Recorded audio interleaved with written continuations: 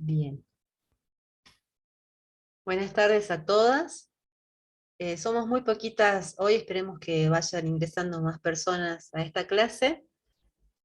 Como ustedes recordarán, yo les había pedido que hagan una pequeña tarea para este encuentro, así que al ser poquitas, somos tres nada más. Vicky, que se tiene que retirar antes, y Celinda. Vicky, ¿pudiste hacer algún relevamiento de esos recursos que están presentes en el lugar donde vivís? No, no tuve tiempo. Ajá. Celinda,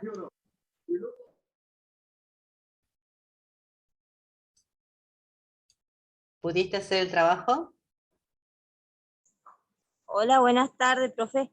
Sí, Pregunté a la gente que yo más o menos conozco que trabaja en Secretaría de la Mujer y sí. ellos me dieron información para que entre a una página web que ahí tenía varias oficinas que ayudaban a la mujer en el caso de violencia de familia.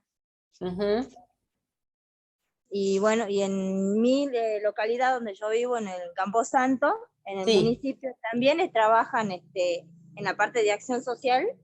sí. Están divididos en varios sectores que trabajan, o sea, hay una Secretaría de la Mujer, otro que es parte de la que ayudan a la persona con discapacidad, Ajá. y después otro que me dijeron es que o sea, ellos están con la policía, me dijo, que tienen un trabajo VIP con la policía, que la policía es la que le manda a la persona cuando tienen un problema, así, para que la Secretaría de la Mujer ayude a la mujer en violencia de familia, o sea, Ajá. violencia de género, todas esas cosas. Bueno, eso es más o menos lo que yo pregunté, lo que yo entendí que te pedía. Ujú. Y decime, Celinda, ¿vos conocías de estos servicios que estaban disponibles ahí en ese municipio? No, hace poco, creo que fue este año o el año pasado, que vi que inauguraron una oficina de Secretaría de la Mujer en General Güemes, pero no pensé que en mi pueblo, en la Ujú, localidad donde yo vivo, había una. ajá. Escuchaba rumores, pero como yo no soy de acercarme hacia a la municipalidad de eso, Sí. no tenía en cuenta, pero siempre era acudir a la policía cuando había algún problema de familia o alguna denuncia entre vecinos, esa cosa era acudir o algún niño en riesgo de, por ahí lo dejan padres solo, era Sí. acudir solo a la policía o al 911, pero no sabía que se podía acudir también al municipio, que había asistencia para las personas. Bien. Muy bien. Bien. Daniela del Rosario, que también ha ingresado. ¿Pudiste hacer la tarea que se pidió para este encuentro?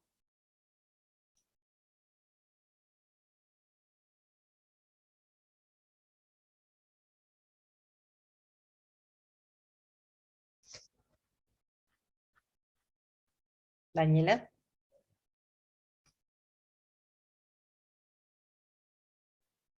Hola, Sí, buenas tardes, Daniela. buenas tardes, profe, ¿cómo estás? Muy bien, muy bien. ¿Pudiste hacer alguna investigación, algún relevamiento de recursos en el lugar donde vivís? Sí, sí, sí. A ver, contanos. Bueno, acá bueno, cuentan con el área de la mujer y también cuentan con el área de la discapacidad. Ajá, Solamente atienden el turno de mañana de 7:30 a 13 horas. ajá. Disculpa, ¿en qué localidad es? Camposanto. Campo Santo. Ah, bien, bien, bien. ¿Y conocías esos servicios? ¿Conocías de la existencia de esos servicios, esos horarios? Sí, sí, porque yo ya tuve la oportunidad, digamos, de estar ahí trabajando con eso. Sí, sí. Ajá. ¿Y algún otro recurso aparte de esos? No, nada más, eso no, nada más. El área de la mujer, acción social y la discapacidad del área de discapacidad. Muy bien, muy bien. Muy bien, Daniela, muy bien, Celinda. Em, gracias, gracias, Daniela. No, Fátima también. Fátima, que está aquí acompañándonos. ¿Pudiste hacer una investigación, Fátima?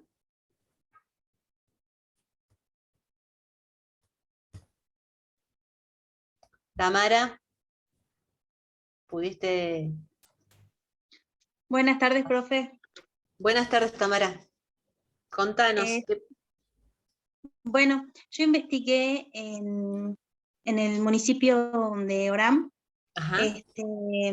Ahí, bueno, no sabía que había una oficina del asesoramiento, asistencia y protección ante la violencia de género. Bueno, ahí está el número de teléfono y por ejemplo, explica que hay un número de teléfono y una dirección, por ejemplo, que atiende todos los casos y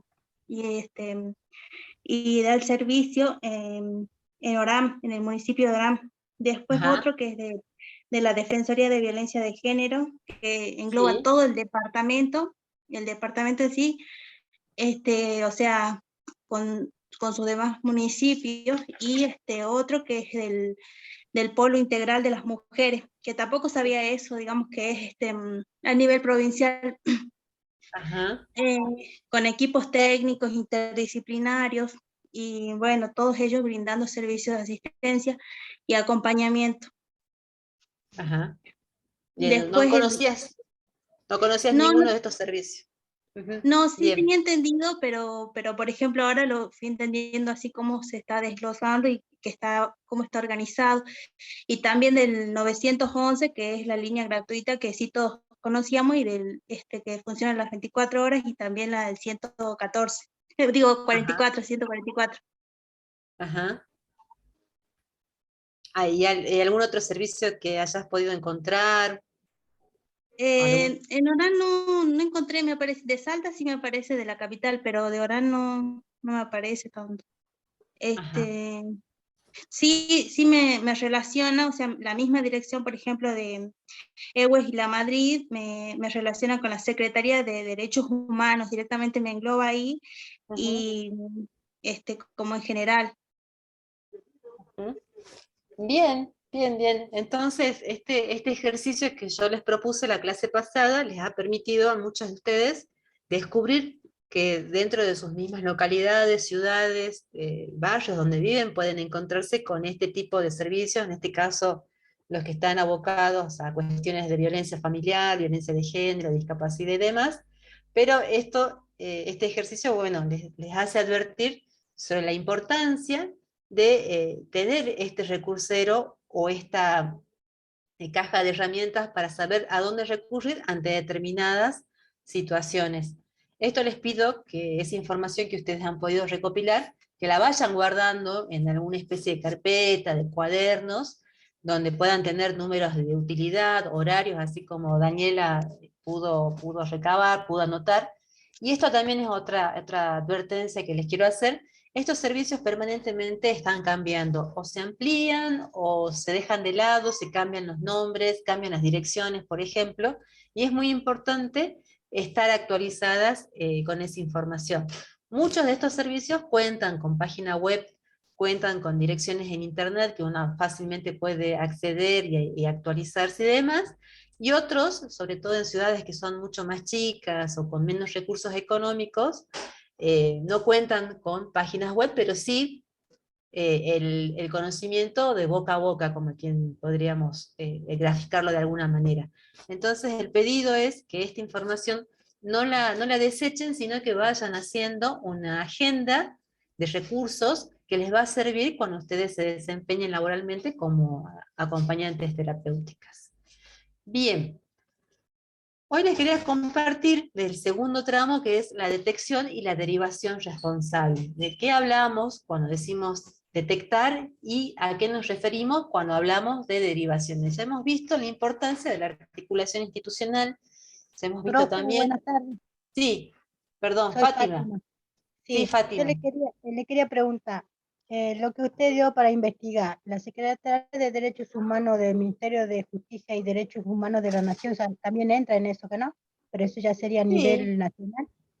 A nivel nacional, efectivamente, Y Fátima, ¿vos después pudiste hacer un relevamiento de recursos ahí en tu localidad? yo soy de Camposanto y también es lo mismo que Daniel, Ajá, ah, bien, bien, bien. ¿Y así conocías sea estos la recursos, oficina de Fátima? discapacidad. Sí, sí, porque siempre estoy yendo yo al municipio y a esa oficina más de discapacidad porque tengo una hija con un problema y siempre estoy yendo para que me guíen cómo tengo que hacer los papeles para ella porque creo yo que necesita una pensión Ajá, y por bien, eso siempre estoy yendo yo al municipio, así que sí también estoy al tanto de lo que dijo Daniela. bien. Bueno, esa es otra estrategia, el recurrir de manera permanente al municipio y preguntar, bueno, qué servicios hay para determinados sectores vulnerables. Ese también es una estrategia, sobre todo cuando se tratan de localidades eh, pequeñas, ¿no? Y donde hay Claro. más contacto persona a persona. La consulta que yo le quería hacer, por ejemplo, Sí, la Asociación de Madres de Plaza de Mayo, ellos también entrarían ahí. es una organización de derechos humanos a nivel nacional con mucho prestigio, mucho trabajo de lucha a lo largo de varias décadas, y sí han tenido intervención en situaciones de violencia institucional cuando ha sido la policía, las fuerzas de seguridad las que están involucradas, por ejemplo, en apremios ilegales o torturas o desapariciones de jóvenes sobre todo en Ah, distintas claro, sí, ciudades de la Argentina. Sí, claro, podría sí, ser sí, un recurso. y después UNICEF. UNICEF ya estamos hablando de una organización a nivel internacional que está abocada a todo lo que se relaciona con las infancias y las adolescencias. También es un recurso, cuenta con una página web, estamos hablando ya del nivel internacional, ¿no? De organismos de derechos humanos a nivel global. Pero Sí, sí entiendo. es interesante porque actualmente, sobre todo en la región del norte de nuestra provincia, lo que son los pueblos originarios, está trabajando fuertemente UNICEF con las infancias originarias. Ah, bien, sí, eso quería saber. Muchas Bien, gracias. Fátima. No, gracias a vos por esto que nos estás trayendo también. Recursos a nivel nacional, internacional. Lo que les repito de nuevo, una vez más, hay que estar permanentemente actualizado con estas cuestiones, ¿no? Y esto de ir al municipio, preguntar, informarse, es una estrategia válida. Lo que vamos a ver hoy día, que les quiero compartir un PowerPoint, es sobre la detección y la derivación responsable. Ustedes díganme si pueden ver ahí las láminas. ¿Las pueden ver? Sí, profe. Sí, profe. Sí, sí, profe, muy bien se ve. Bueno, entonces hoy lo que vamos a trabajar es articulación y derivaciones responsables. ¿De qué hablamos cuando mencionamos estas palabras? Está muy vinculado con lo que vimos la clase pasada, esto de la articulación institucional, saber con qué recursos contamos, pero vamos a lo más fino de este trabajo, ¿no? ¿Qué hacemos cuando nos encontramos con determinadas situaciones? ¿Cómo podemos calificar alguna situación de riesgo o no tan riesgosa? Y cómo tenemos que proceder ante estas situaciones, ¿no? Entonces, cuando hablamos de detección y derivación responsable, acá la palabra clave es la prevención, que es una palabra que seguramente ustedes han escuchado o escucharán permanentemente y que en estos 2 últimos años han sido palabras que se han difundido demasiado en los medios de comunicación, sobre todo vinculadas con la pandemia del COVID-19. Medidas de prevención, distanciamiento social, por ejemplo, es una medida de prevención, el uso de barbijos, alcohol en gel en las manos, lavado de manos, ventilación de los ambientes, etcétera, siempre usando esta palabra, ¿no? De prevenir el contagio o la transmisión del COVID-19. Acá ustedes ven en esta lámina cómo se define la prevención, qué sería la prevención. Son las acciones que están destinadas para, y acá hay 3 cuestiones básicas, si ustedes la leen ahí, erradicar, eliminar y minimizar el impacto de una enfermedad o algún problema que afecte a la salud integral. Ustedes recuerdan también al principio de este curso, la idea que nosotras vamos a manejar sobre salud no es necesariamente la ausencia de la enfermedad, sino que pensamos en términos de la salud integral como ese todo del equilibrio entre en lo físico, lo mental, lo emocional, que hacen que una persona tenga la mejor calidad de vida a la que pueda acceder. Es decir, no solamente es no tener una enfermedad, sino, por ejemplo, tener una alimentación adecuada, un ambiente laboral adecuado, un ambiente sano, una vivienda digna, un trabajo decente y demás cuestiones que hacen al equilibrio de la vida de la persona. Entonces, cuando hablamos de prevención, estamos hablando de acciones que tienden a preservar ese estado de equilibrio de la salud integral en estos puntos, ¿no? Erradicar, eliminar y minimizar, reducir el impacto, reducir el daño. Y acá también las medidas que se pueden tomar no son solamente medidas de salud, sino que también se incluyen medidas de corte social, políticas, económicas y terapéuticas. Es decir, la prevención no es solamente pensar en reducir los daños de algún fenómeno, sino también pensar estrategias completas, integrales, extensivas, que puedan ayudar precisamente a esto, ¿no? a que los daños que se produzcan de ese suceso, de esa enfermedad, de ese fenómeno social, afecten de la menor manera posible a las personas, ¿no? Y acá también, cuando hablamos de prevención, si ustedes buscan lecturas o sitios y demás, hay distintas definiciones u formas de organizar lo que se entiende por prevención. Pero nos vamos a quedar con estas tres, que es lo que habitualmente se utiliza en el campo de la salud integral, en los organismos relacionados con la salud integral de las personas, como por ejemplo la Organización Mundial de la Salud, hablan de tres tipos de prevención: la prevención primaria, la prevención secundaria y una prevención terciaria. Si hay dudas o alguna cuestión, preguntas o algo que no entiendan, no duden por favor en levantar la mano o preguntar directamente. ¿Qué es la prevención primaria? ¿A qué nos referimos cuando hablamos de prevención primaria? Acá la palabra clave es evitar la aparición de una enfermedad o de algún problema que afecte esa salud integral. Recuerden, ¿no? Salud integral no es solamente la ausencia de enfermedad, sino el equilibrio máximo de la persona, la mejor calidad de vida a la que la persona puede acceder. Entonces, evitar la aparición de ese fenómeno, de ese problema, de esa enfermedad, de ese factor que incide en el no goce de una vida saludable. Entonces acá, como ustedes lo leen, evitar la aparición, esta acción de evitar la aparición está pensada siempre en personas sanas, en conjuntos sociales que no tienen conflictos, que no tienen ningún tipo de contrariedad. Digamos que son medidas, por ejemplo, que tienden a, pensando en la violencia contra las mujeres, en, por ejemplo, mitigar los efectos de los mitos del amor romántico entre los jóvenes. Prevenir eso, ¿no? Prevenir que aparezcan los primeros indicios de violencia en los vínculos entre personas jóvenes, en las primeras relaciones amorosas. La prevención secundaria, ya vamos avanzando un poco más, es detener o retrasar, ¿no? Ese proceso que lleva adelante una enfermedad. Es decir, bueno, ya apareció la enfermedad, avanzó un poco, no permitamos que esto continúe y se termine convirtiendo en un problema mayor. Y entonces acá aparece esta palabra que es tan importante: detección, diagnóstico, tratamiento precoz de una enfermedad. Pero nos quedemos con esta palabra que es detección. Ya apareció la enfermedad, ¿qué es lo que tenemos que hacer? Entonces es observar indicadores, tener en cuenta algunos elementos, detectar ese problema, detectar elementos de esa enfermedad, de esa situación, para evitar que, por ejemplo, se siga profundizando y cause mucho más daño.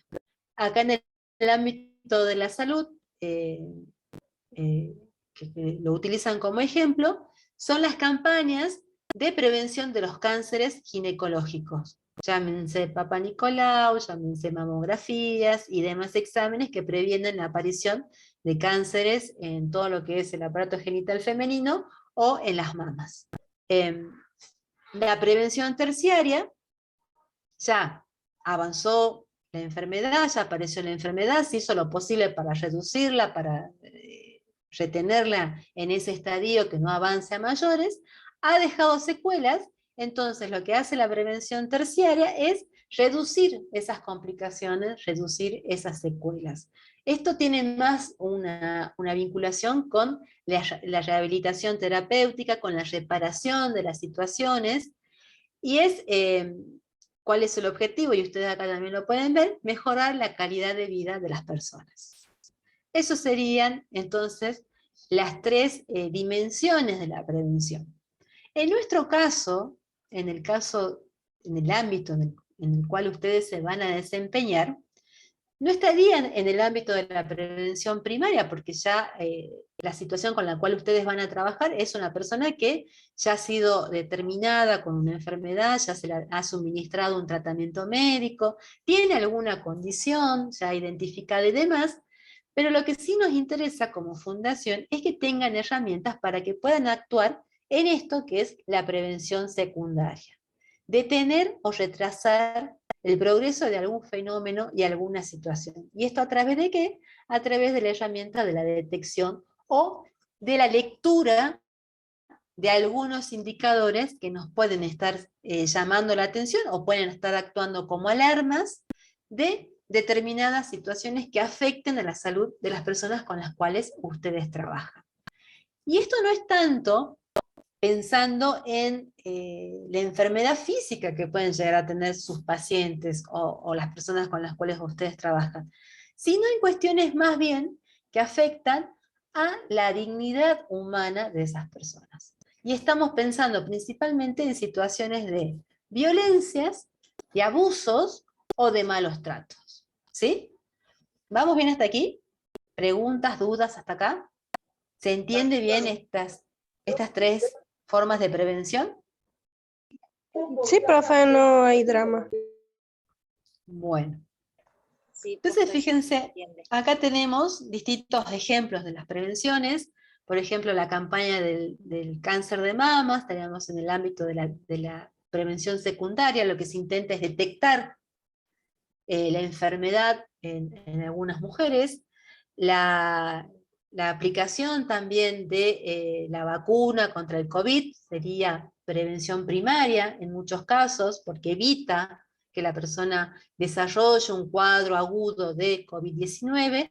Y en este caso acá también tenemos la línea 144, que también ya estamos actuando al nivel de la prevención secundaria, porque ya las personas que recurren a este llamado son personas que ya han sido víctimas de una situación de violencia de género, entonces necesitan asesorarse para que esa situación no siga escalando y se convierta o pueda terminar en una situación mucho más grave, como por ejemplo un femicidio. Y lo mismo la línea 102, que es una línea dedicada a niños, niñas y adolescentes, donde de forma gratuita los mismos niños, niñas pueden llamar y preguntar sobre distintas situaciones, y esto estamos en el plano de esta prevención secundaria, ¿no?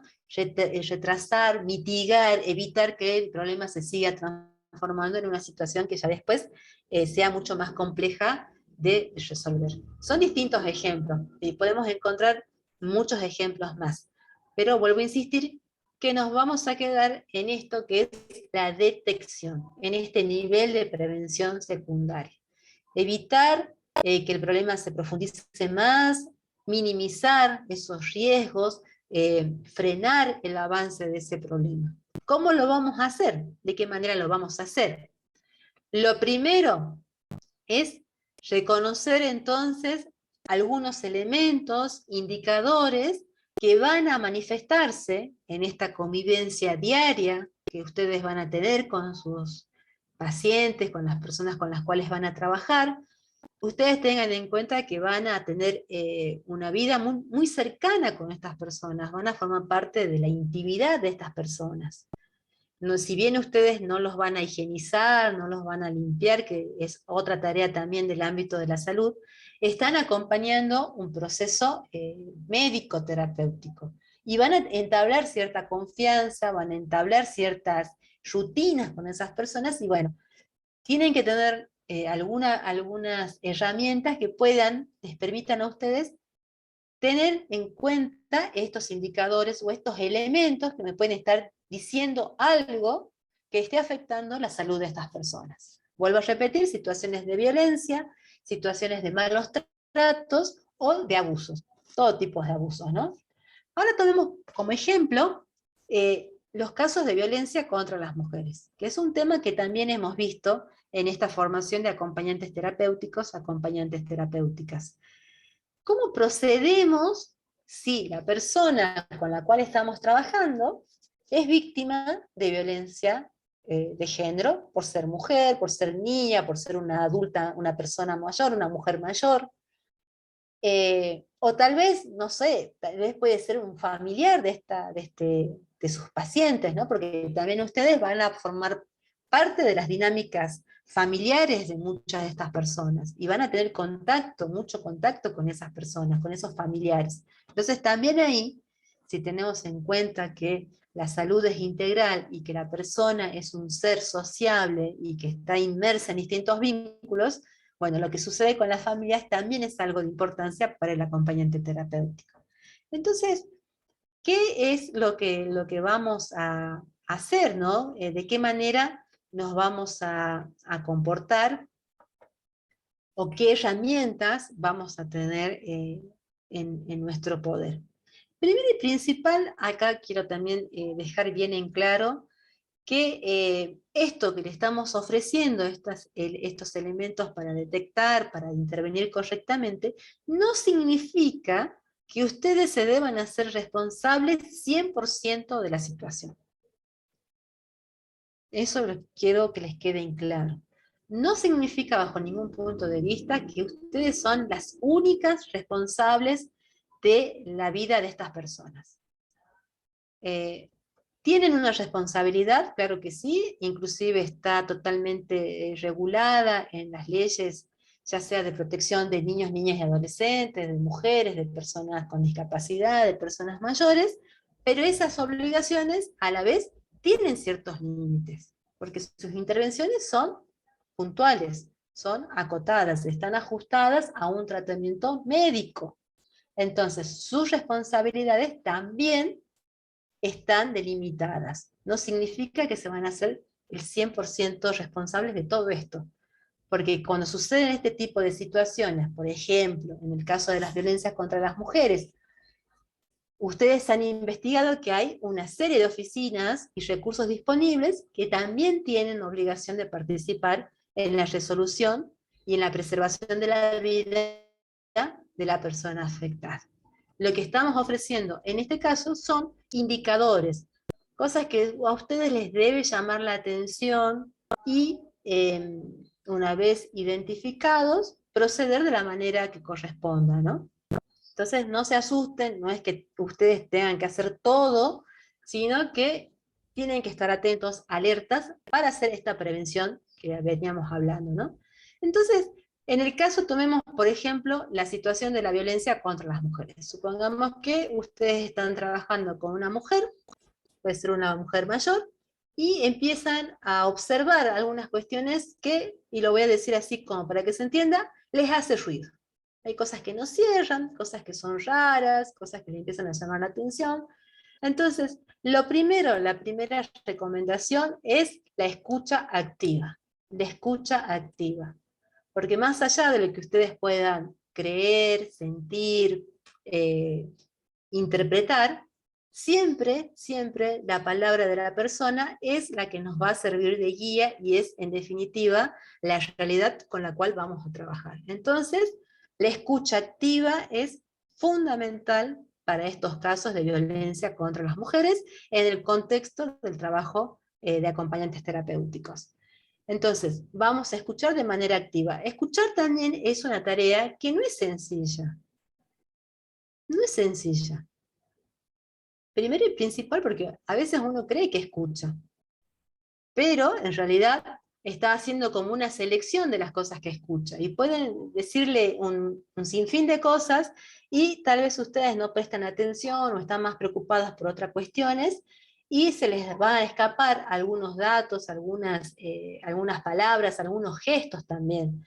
Y al respecto de la escucha, la comunicación entre los seres humanos, si bien tenemos la palabra, la voz para comunicar, para poder decir, para poder expresar cosas, también nuestros cuerpos y la gestualidad de nuestros cuerpos es nuestra mayor fuente de comunicación.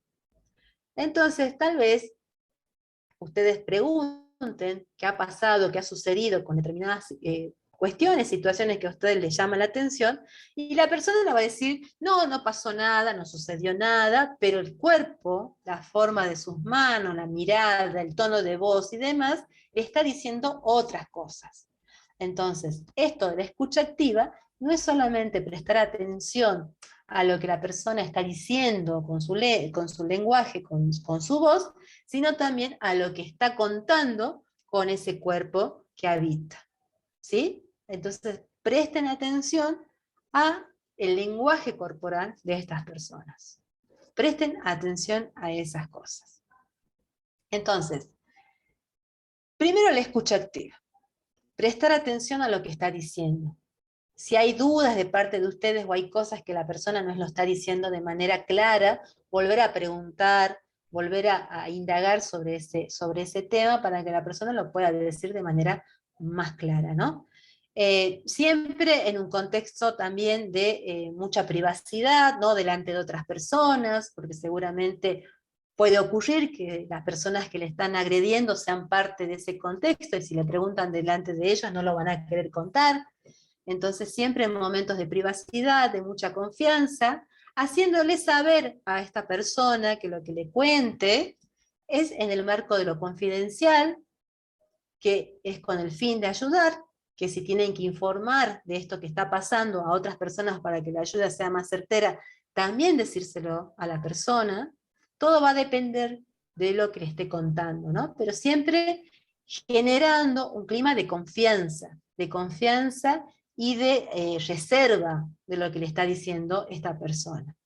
¿Vamos bien hasta aquí, chicas? ¿Preguntas al respecto? Profe, Sí, una pregunta. sí, Daniela. ¿Cómo cuando usted dijo recién escuchar cosas raras o no preguntarle directamente? ¿Cómo hacemos, digamos, en ese sentido? Miren, a veces hay que tener tacto también, ¿no? Para preguntar, porque nosotras, vuelvo a insistir, nosotras podemos creer o interpretar algunas cosas, y esas interpretaciones siempre van a estar en base a lo que hemos vivido como sujetas, como personas, nuestras experiencias personales, lo que hemos estudiado y demás. Pero lo primordial es, sí, Vicky, sí, ya nos avisaste que te vas retirando, está bien. Lo primordial, Daniela, es siempre preguntarle a la persona.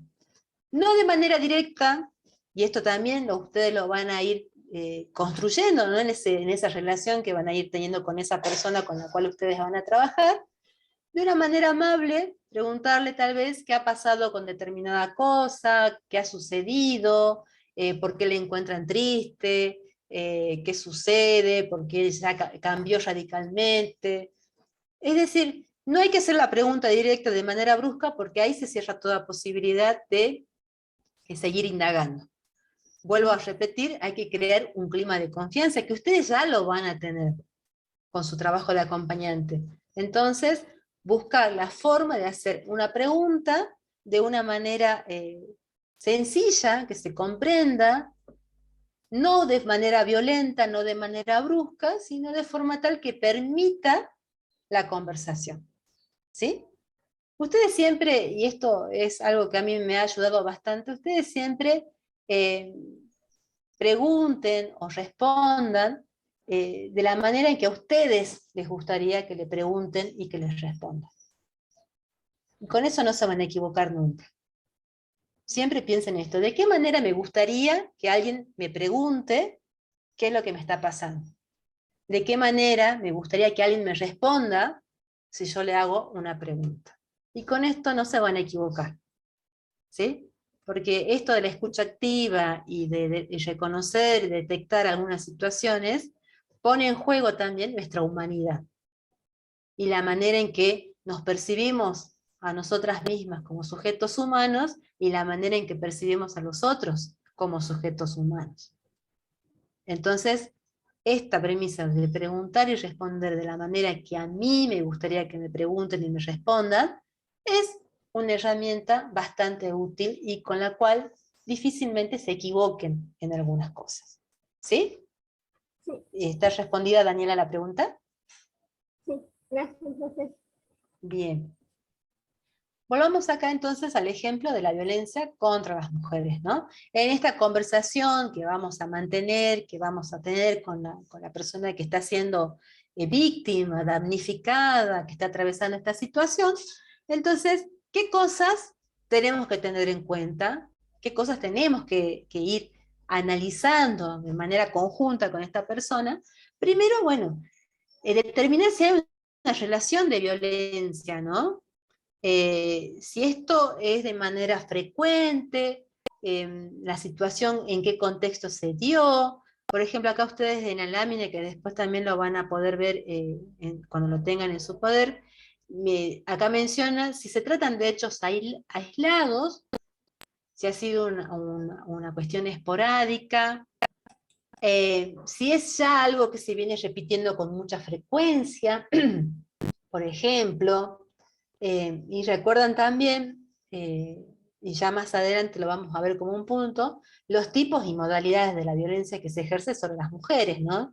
Y en los contextos familiares también. Entonces, estas cosas es determinar si existe la relación de violencia. No es algo sencillo, no es algo sencillo, vuelvo a repetir, hay que tener en cuenta lo que vimos sobre los tipos y las modalidades de la violencia, pero esto, ¿no? ¿De qué manera se da? ¿Cuál es la relación que da motivo a este episodio de violencia? Si está dentro de lo que ya también vimos como el círculo de la violencia, ¿se acuerdan? La acumulación de tensión, el estallido de la violencia, la famosa luna de miel. Bueno, esas son cosas que hemos visto a lo largo de esta formación y que les va a servir para determinar si existe una relación de violencia o una situación de violencia con la persona con la cual estamos trabajando. Lo segundo es la situación de riesgo, ¿no? Si hay una situación de riesgo real, tanto para la persona, acá menciona a sus hijos, pero también pensemos en los afectos más importantes de esas personas, que pueden ser otros familiares, amigos, mascotas inclusive también como parte de ese entorno, ¿no? ¿Y a qué me refiero cuando decimos situación de riesgo? Es decir, si la persona está expuesta a un ejercicio de violencia física grave y extrema que pueda costarle la vida o un daño muy grande sobre su corporalidad.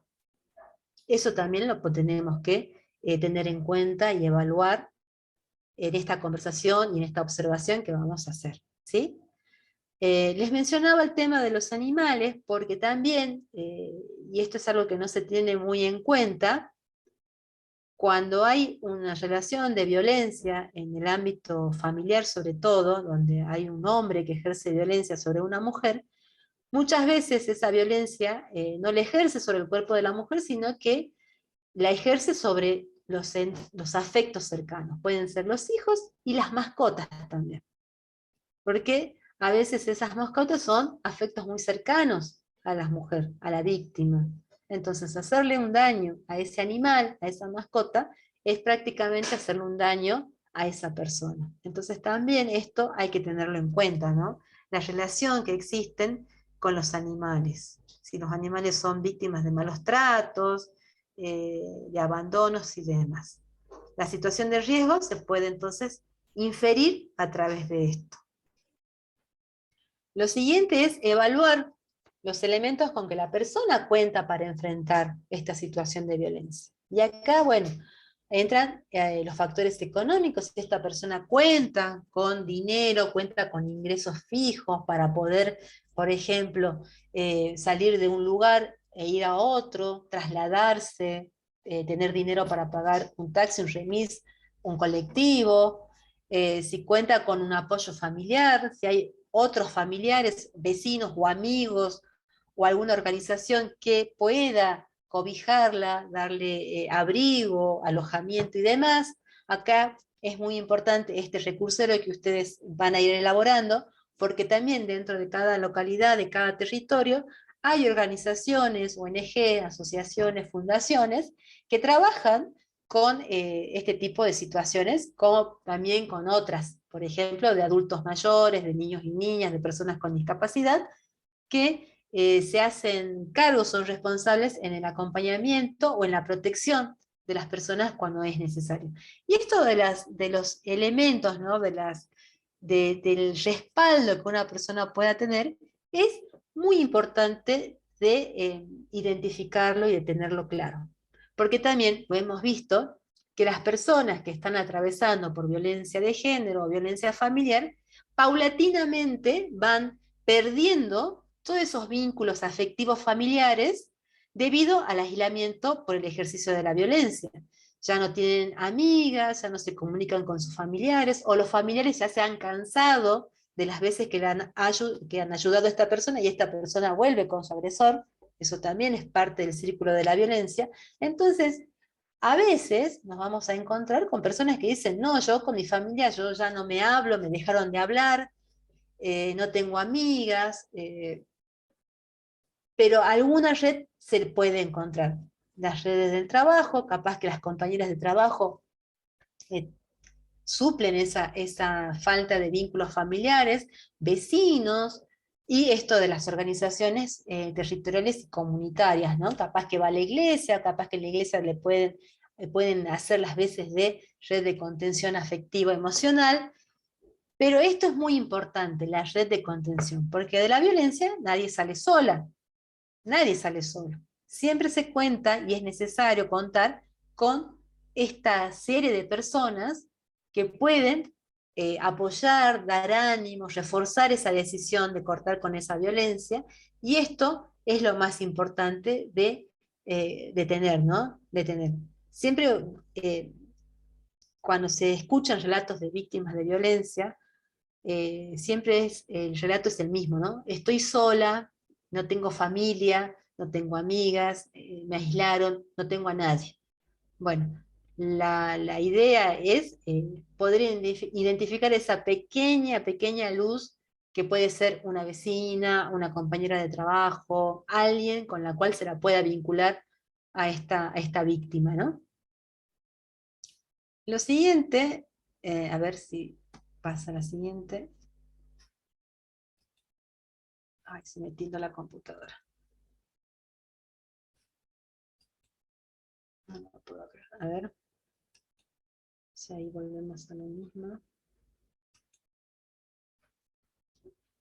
¿Vamos bien hasta acá, chicas?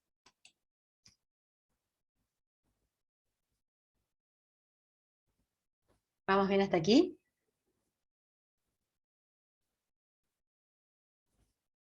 ¿Preguntas, dudas?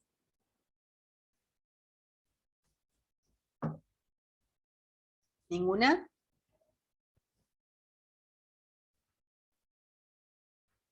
Bueno. Evaluación de riesgo. Este también es otro término que van a encontrar en mucha bibliografía al respecto de la violencia contra las mujeres, contra situaciones de malos tratos y abusos sobre niños, niñas y adolescentes, también de abandono a adultos mayores, malos tratos a personas con discapacidad, etc. Entonces, ¿qué es la evaluación de riesgo? ¿No? Ya tenemos la situación de la persona que es víctima de algún tipo de violencia, discriminación o maltrato. Entonces, para tomar una decisión y poder llegar a la derivación responsable como profesionales de la salud, es importante identificar algunas cosas. La evaluación del riesgo es lo que me va a medir la necesidad de la urgencia de la intervención. Si es extremadamente urgente, es decir, que hay riesgo de vida para la persona, o puede haber un tiempo mínimo, pero que me va a permitir derivar a algún servicio más adecuado, poder hacer un traslado, poder hacer una mejor intervención. Esta evaluación de riesgo y determinar, ¿no?, la inmediatez de la intervención se basa en algunos puntos que es importante tener en cuenta. Ya lo habíamos dicho sobre la frecuencia, ¿no?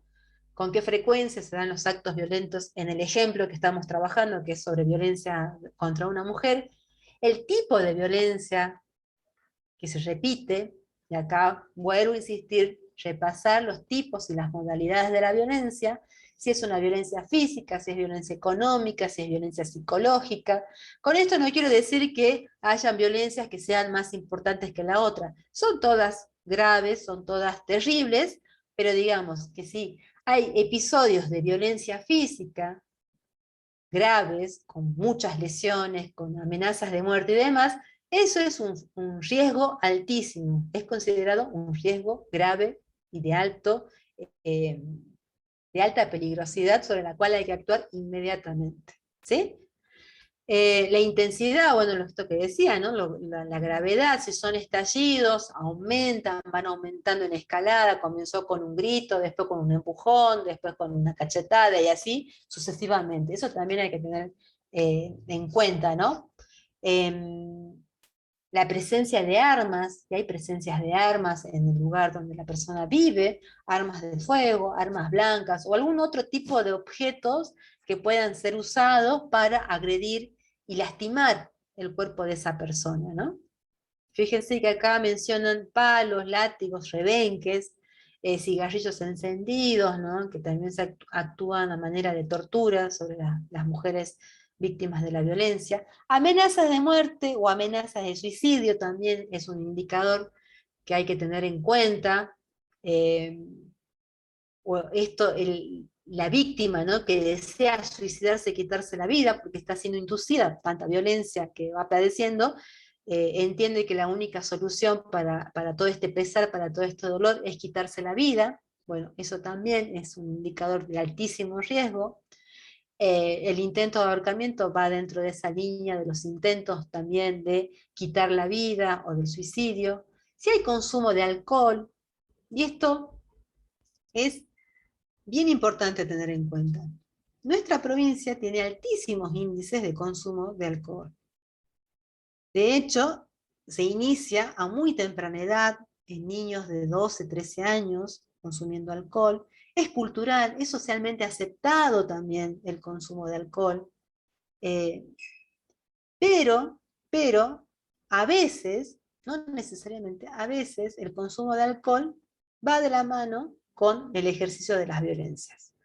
Con esto no quiero decir, no me malinterpreten, que una persona agrede porque está alcoholizada, que una persona es violenta porque consume alcohol. No, la persona es violenta porque ha sido educada en un contexto donde esa violencia es parte de su identidad, y el alcohol lo único que hace es potenciar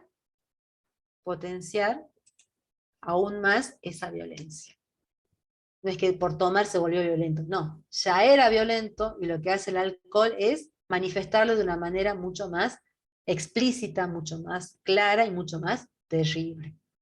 Entonces, esto del consumo de alcohol en este contexto norteño de nuestra provincia es algo siempre a tener en cuenta, ¿no? Porque, bueno, hay personas que consumen alcohol socialmente y no son personas violentas, y hay otras que sí, que después agreden. Entonces, esto también es a tener en cuenta en esta evaluación de riesgo que podemos llegar a ver.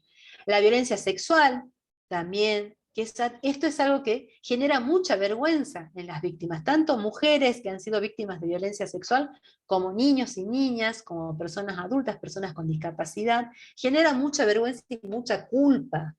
La persona agredida siente que es responsable de esa situación de abuso sexual. Cree que ha hecho algo que ha motivado que se genere este abuso. Bueno, ahí hay que tener mucho cuidado en hacer las preguntas, y sobre todo esto, ¿no?, darle tranquilidad a la persona y hacerle entender de alguna manera que no es responsable, sino que es víctima y que necesita hablar de eso. En este caso hay que también tener mucha paciencia, Porque las personas, sumado esto de la vergüenza, el miedo, las amenazas y demás, van a tomar su tiempo para poder manifestar o expresar esta violencia sexual, ¿sí?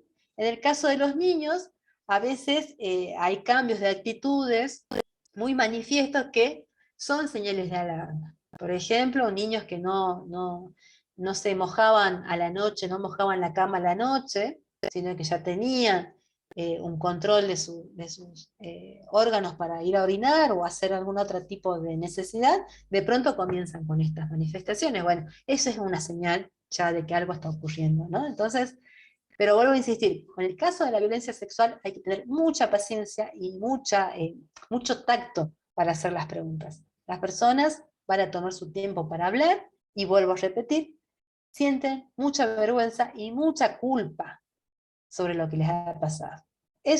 Sobre eso hay que trabajar, hay que dejar claro de que no son responsables ni son culpables de nada, son víctimas. Pero en este caso de la violencia sexual, ahí sí es necesario entonces que tengamos mucho tacto para hacer las preguntas, o la escucha, ¿no?, también activa. Bueno, las situaciones de embarazo, de las agresiones durante el embarazo, ustedes ven en el convivir diario estas manifestaciones de celo, de control del celular, de control de las redes sociales, con quién hablas porque te vestís así, es muy importante. ¿Me están escuchando bien, chicas? Porque creo que tengo la señal de internet un poco inestable, y no sé si ustedes me están escuchando, si están pudiendo ver bien las láminas y demás. Se escucha bien, profe, se ve bien también. Bueno, Sí, se ve bien, se escucha bien también, profe. bien, bien, bien. Está bien. Esto de los celos y el control son las dos caras de una misma moneda, es violencia psicológica, pero en el convivir diario que ustedes van a participar de esa convivencia, también van a observar entonces estas manifestaciones, ¿no?, de trato entre las personas.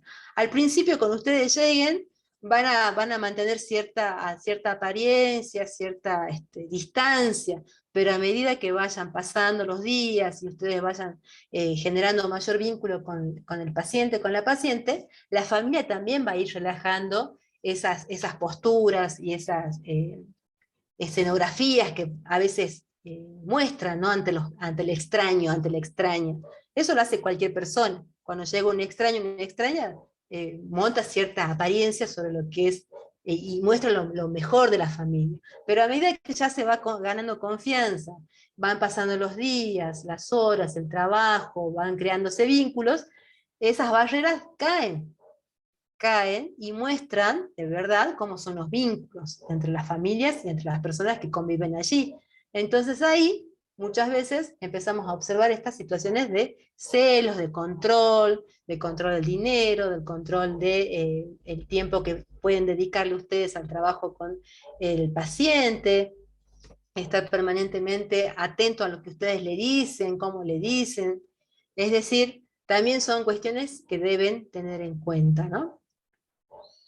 Bueno, y otros indicadores más, que con los cuales no las quiero marear mucho, ustedes después las van a poder ver en el PowerPoint que se les va a compartir, pero son todos indicadores de situaciones de violencia. Son indicadores que a ustedes les va a permitir determinar si es urgente llamar ya al 911 a la policía, o si van a tener algún tipo de tiempo, no mucho, para hacer una consulta, por ejemplo, con un área de mujer municipal, con la obra social para la cual ustedes trabajan, con algún otro familiar con el cual ustedes crean que se puede hablar de este tema e intervenir. Pero esta información que ustedes van a ir recopilando no se la pueden quedar para ustedes mismas. Entonces, ¿qué se hace cuando la situación es una situación de emergencia, ¿no? Si los casos donde se precipita acá dice una situación de riesgo, es decir, es inminente que hay un riesgo de vida para la persona con la cual ustedes están trabajando, ¿no? ¿Qué hay que tener en cuenta? Esto, garantizar el mayor nivel de seguridad. Y en este punto también quiero advertirles, que tal vez ustedes crean, bueno, llamo ya a la policía para que venga allá, se la lleve a un refugio y no corra más riesgo porque es muy posible que esto termine mal con una agresión mayor. Cuidado, cuidado, porque también hay que ver lo que la persona desea, ¿no? Lo que la persona considera que es importante. Tengan en cuenta que acá hay cuestiones económicas, cuestiones de viviendas, afectos inclusive, porque por más que haya una relación de agresión, hay afectos, y a esos afectos también hay que tenerlos muy en cuenta, ¿no? Entonces la intervención tiene que ser garantizar la seguridad de la mujer y los chicos, principalmente, pero siempre buscando el equilibrio con lo que la persona desea, la persona quiere, ¿no? Acá, por ejemplo, miren, plantea rastrear redes de familia, volvemos a insistir en esto, ¿no? Ver si hay otros afectos, otras personas, otras amistades, familiares que pueden acompañar. No hacerse cargo, porque eso de hacerse cargo es un término un tanto despectivo a la capacidad de las personas de poder ser dueñas de su propia vida, ¿no? No son, todas las personas son dueñas de su propia vida, todas, absolutamente todas tienen derecho a decidir sobre su propia vida. Lo que queremos decir acá es personas que acompañen el proceso de superación de la violencia o de otro tipo de discriminación, malos tratos y abusos, ¿no? Esto de priorizar el accionar legal sobre otras disciplinas, bien, acá en este punto del accionar legal, es el conocimiento de las leyes, de los marcos normativos, que ustedes también han tenido un recorrido sobre esto. Saber, por ejemplo, qué leyes las asisten en caso de violencia contra las mujeres, qué leyes nacionales provinciales contamos para proteger los derechos de los niños y niñas, y así de las personas mayores, de las personas con discapacidad, y un sinfín de otras personas más que se ven en situación de desventaja, ¿no? ¿Por qué es importante el accionar legal? Porque a través de ese accionar legal se van a conseguir, por ejemplo, medidas de protección. La exclusión del hogar del agresor, la prohibición de acercamiento, alimentos, el pago de la obra social, etc. ¿Sí? Entonces, esto cuando ponemos el foco, ¿no?, en los marcos legales, si bien no pretendemos que sean especialistas en derecho, porque yo tampoco lo soy, no estudié para ser abogada, ustedes tampoco han elegido otra profesión, otro trabajo, pero sí es importante por lo menos saber esto, ¿no? ¿Dónde estamos paradas y qué derechos están protegidos en nuestro país, en nuestra ciudad, en nuestra localidad? Lo siguiente también es que una vez que pasa la emergencia, ¿no?, ya se dio intervención a los organismos responsables y encargados, es esto que está acá señalado con negrita, así que se los voy a leer, ¿no? Es importante tener en cuenta cuándo el tratamiento es una necesidad para nosotras como acompañantes y cuándo es realmente una necesidad para quien atravesó la situación de violencia.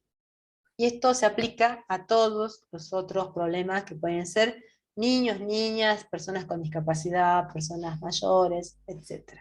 Esto, a veces actuamos desde lo que nosotras nos gustaría que se hagan, de las cosas y deseos que nosotras creeríamos que deben ser, pero hay procedimientos, hay reglas, hay organismos que se encargan de esto, y también está lo que yo les decía anteriormente, el deseo de la persona, lo que la persona quiere para su propia vida. Entonces, esto es lo más difícil de lograr, ese equilibrio entre lo que nosotras creemos que es lo que se debe hacer y lo que quisiéramos que se haga, y lo que se puede hacer, lo que se hace, y la dignidad de la persona. Si bien es cierto que la persona tal vez está atrapada en una red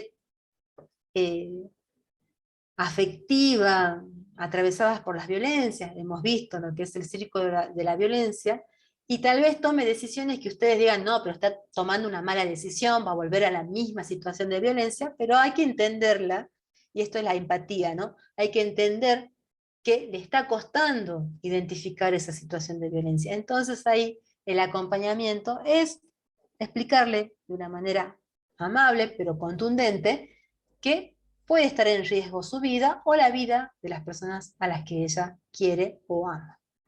¿Sí? ¿Vamos bien hasta acá?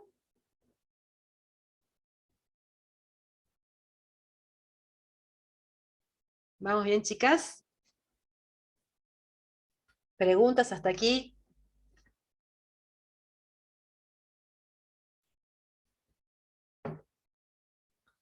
¿Nada? ¿Ninguna pregunta?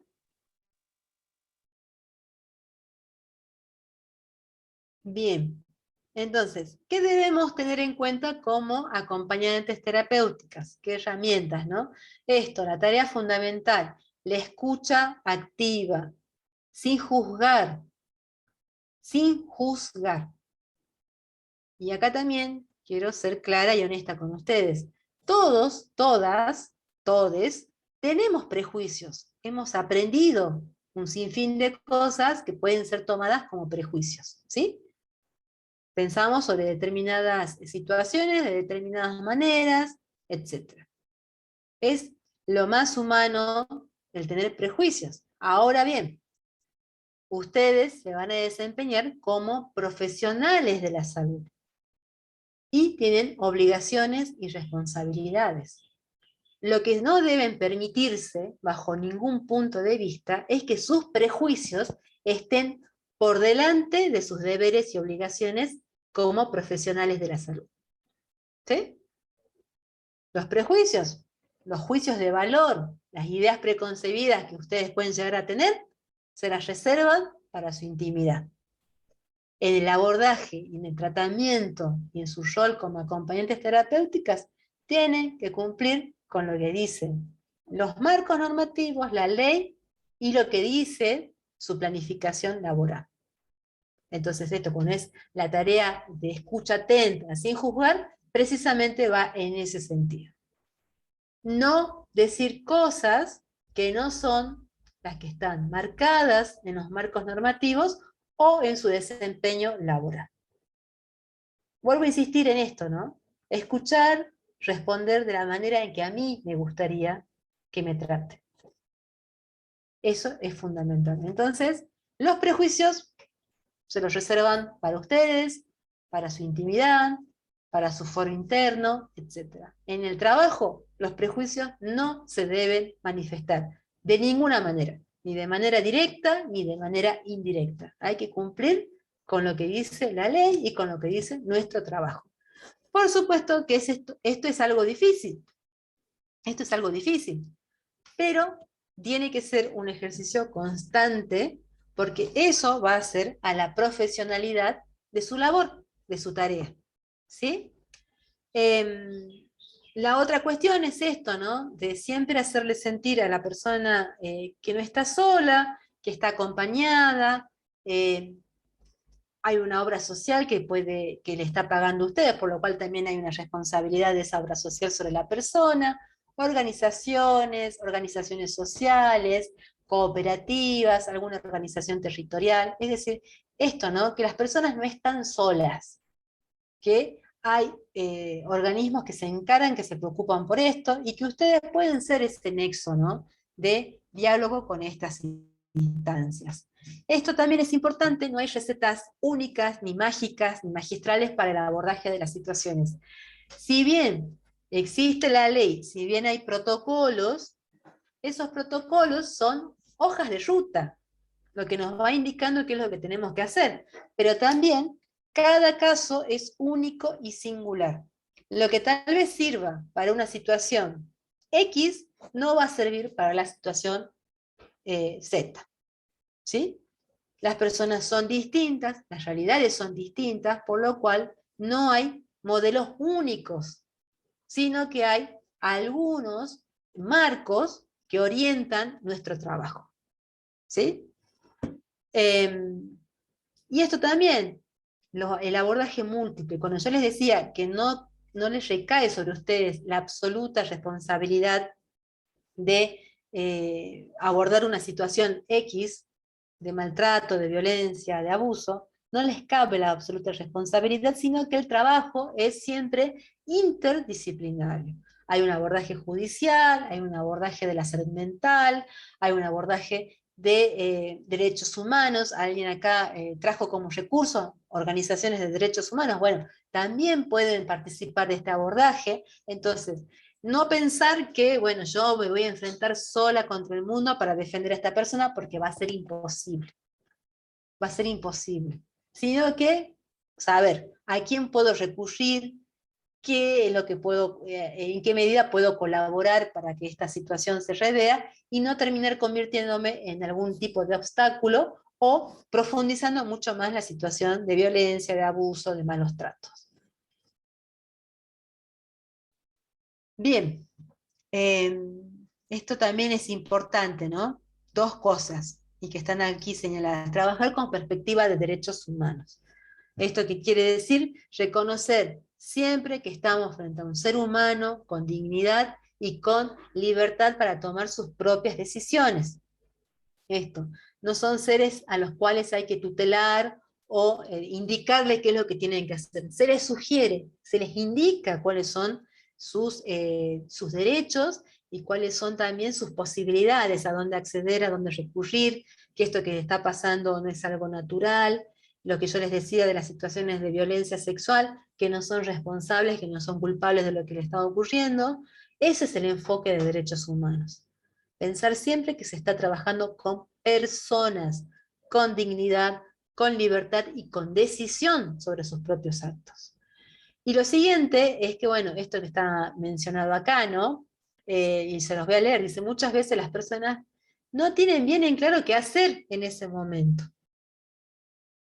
Yo me imagino que nadie sabe, cuando ocurre una situación de violencia, qué es lo que debe hacer, porque la puede tomar por sorpresa, porque puede ser algo totalmente traumático que nos deje sin palabras, sin forma, sin pensamiento, ¿no? Así en un blanco, en un papel en blanco. ¿Y ahora qué hago?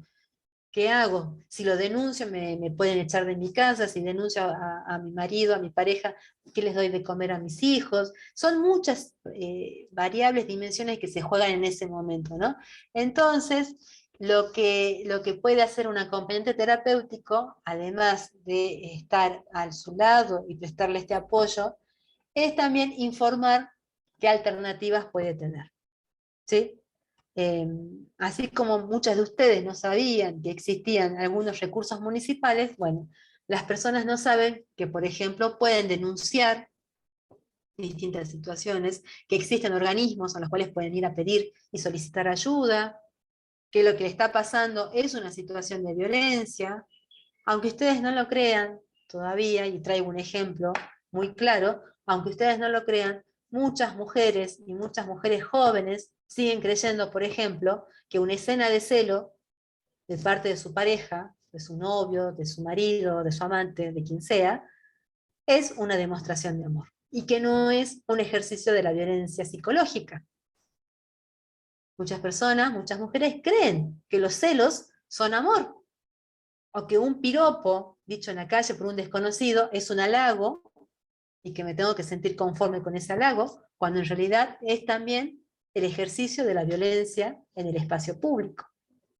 Entonces, estas dos situaciones que parecerían triviales, como cualquiera de ustedes podría decir, pero ¿cómo va a pensar que el piropo en la calle es un halago, es violencia? Bueno, hay gente que todavía sigue creyendo que es algo positivo, o que es algo natural, y que es algo que hay que aceptarlo porque así siempre ha sido, y bueno, no queda otra que aceptar la situación, cuando en realidad son situaciones de violencia que se pueden denunciar e inclusive pueden llegar a ser considerados delitos, con penas.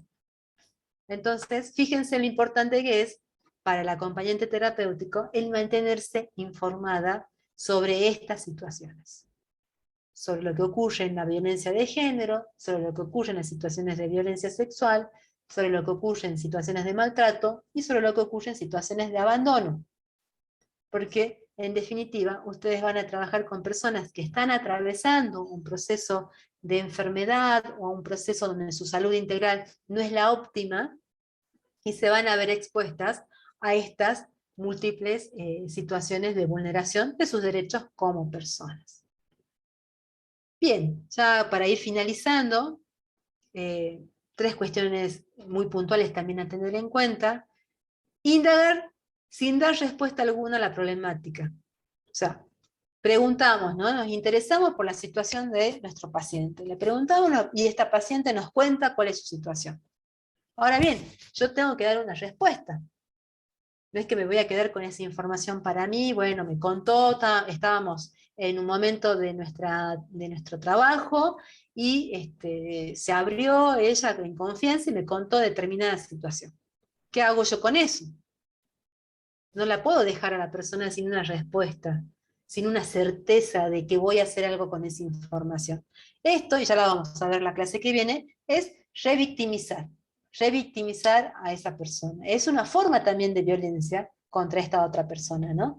Entonces acá lo dice claramente, refuerza esa sensación de que, bueno, se lo dijo a un montón de personas, pero nadie hizo nada. Nadie hizo nada. Cuando en realidad hay opciones de acuerdo a la situación con la cual nos encontremos, ¿no? Contar con procedimientos aceitados, conocer los servicios disponibles, saber qué recursos cuento en mi localidad, en mi barrio, en mi provincia, en mi país. Muchas de ustedes ahora lo han registrado. Yo les pido que este trabajo continúe también sobre organizaciones, fundaciones, asociaciones que también trabajen con las problemáticas que a ustedes más les interese, que ustedes crean que son las más urgentes en sus territorios. Lo de los protocolos, yo ya se los dije también en la clase pasada, en el trabajo de acompañantes terapéuticos todavía no se ha elaborado un protocolo de intervención en casos de violencias, por ejemplo. Creo que sí es necesario y es urgente que se cuente con ese protocolo, con esa hoja de ruta que nos permita decir, bueno, tomo intervención en este caso, tomo conocimiento de una situación, ¿a quién le cuento? ¿A dónde voy? ¿Qué es lo que tengo que hacer? ¿Cómo preservo la integridad de la persona y cómo preservo también mi integridad como acompañante terapéutica, mi espacio laboral y demás, ¿no? Que también es algo importante, preservar también la propia seguridad de quien está trabajando como acompañante terapéutica. Y esto, conocer hasta dónde llega la responsabilidad del acompañante terapéutico, que, vuelvo a insistir, que es muy importante. No significa que ustedes se van a ser responsables en absoluto, total, complejo y universal de la situación de la violencia que está atravesando su paciente, ¿no? No son las únicas responsables. Hay otro organismo que también deben intervenir. Ahora, ¿cómo? Es lo que nos estaría faltando, que es este protocolo de intervención que yo sí creo que tendríamos que entre todas las que son acompañantes terapéuticas, las obras sociales que las van a contratar, las van a tener como prestadoras, más el Ministerio de Salud, deberíamos trabajar sobre un protocolo de actuación en estos casos. De forma tal que ante un indicador que ustedes detecten, sepan de qué manera proceder. ¿Sí?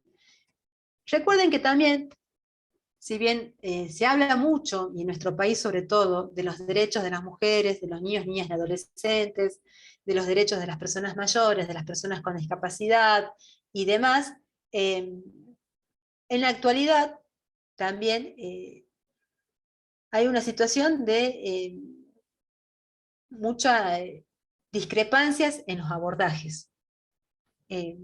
La provincia, por dar un ejemplo, no tiene un protocolo unificado de abordaje de las situaciones de violencia, sino que cada ministerio tiene su cuadernillo sobre cómo proceder.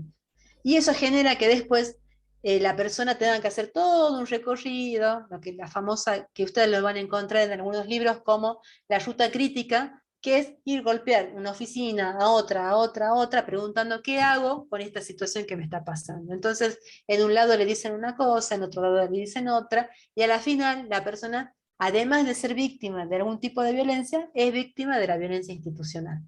Entonces, creo que en el tiempo que corre en nuestro país, y sobre todo teniendo en cuenta nuestra provincia, que desde hace más de 4 años, 6 años, está en emergencia por violencia contra las mujeres, que afecta también niños y niñas, que afecta a personas mayores, es importante entonces trabajar sobre protocolos unificados, por lo menos en el ámbito de la salud. hay algunos protocolos, pero pensados para los trabajadores, no para las personas que son asistidas por los distintos servicios de salud. Y eso, bueno, es algo que hay que resolver. Bien, dudas, preguntas, consultas.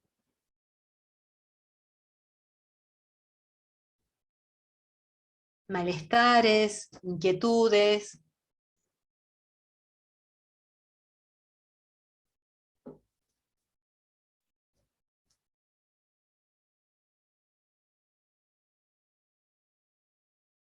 ¿Han entendido? ¿Han podido, me han podido, les pude explicar bien? ¿Hay algún punto que necesiten que les explique otra vez?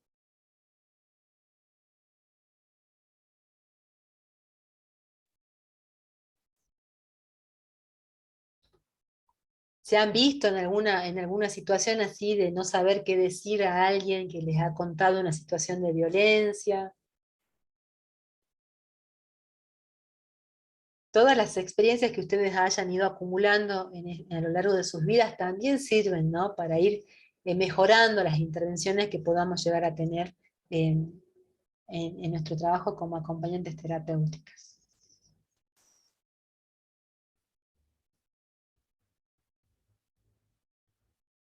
¿Nada? ¿No hay preguntas?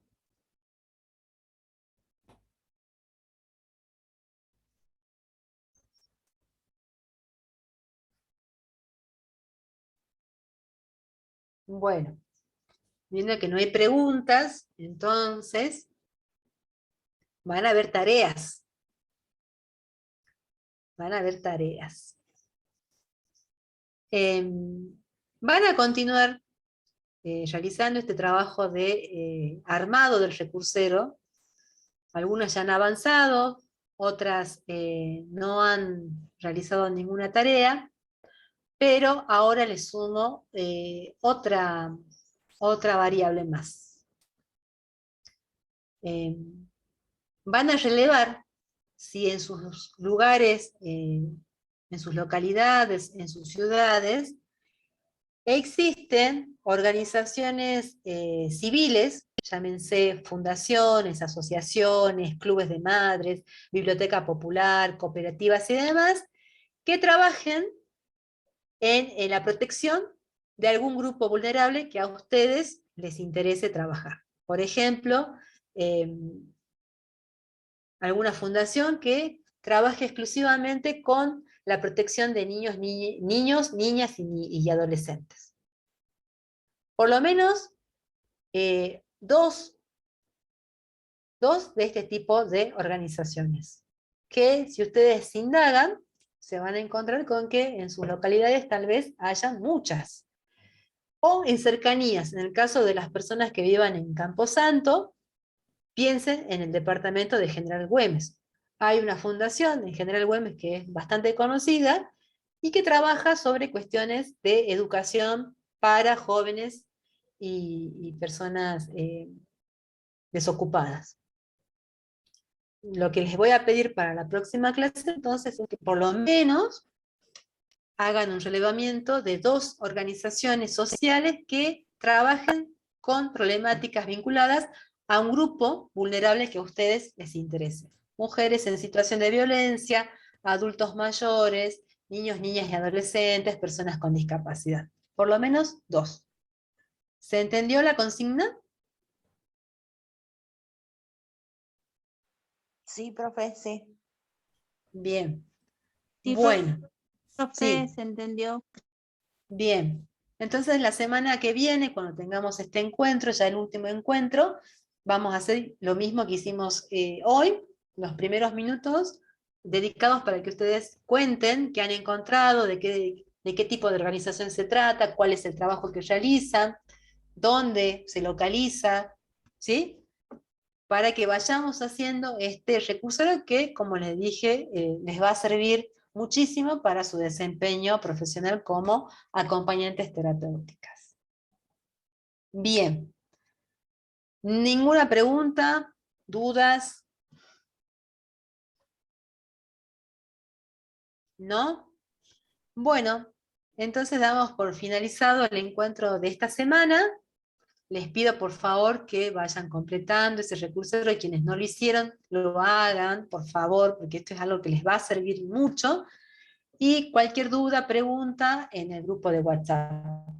Este PowerPoint seguramente mañana ya lo van a tener disponible, ya se los irá a compartir Ricardo, mañana, no hoy, mañana, y les pido por favor que completen esta tarea, ¿sí? Del relevamiento de organizaciones.